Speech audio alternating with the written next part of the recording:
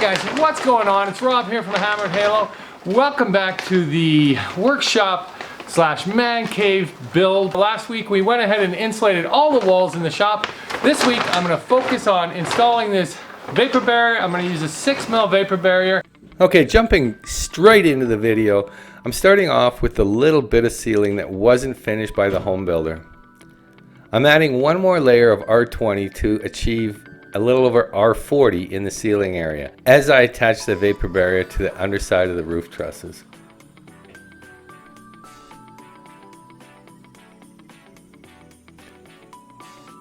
Once I have stretched the vapor barrier across the entire ceiling area, I can then go back and easily cut around the exhaust fan.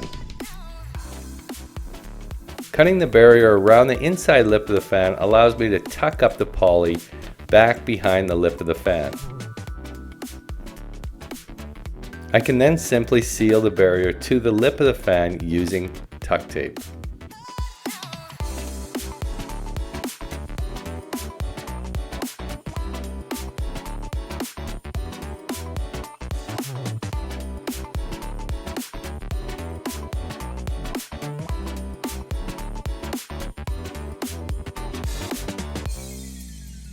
So that's going to finish off the overhead work on that little bit of ceiling and stub wall we have up there. And now I can focus on the remainder of the front wall and then that entire wall there. That'll wrap everything up for the vapor barrier, and I can start to bring in some drywall and get this place closed up. When installing a vapor barrier on a complete wall, I always find it best to roll out enough poly to span the entire wall, plus about a foot on each end.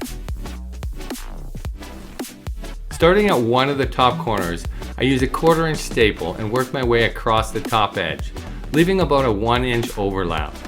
I then staple the remainder of the barrier to the studs, making sure the poly is stretched as tight as possible. When I did the rough end of the electrical, I added vapor boxes to all the outlets. Vapor boxes are necessary to maintain a continuous seal over the entire wall. The main objective when installing any vapor barrier is to achieve a complete seal between the warm air inside and the cold air outside, which obviously then stops moisture from forming in the walls.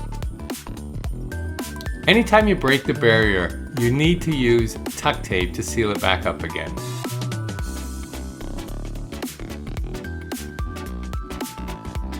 This ensures a tight seal.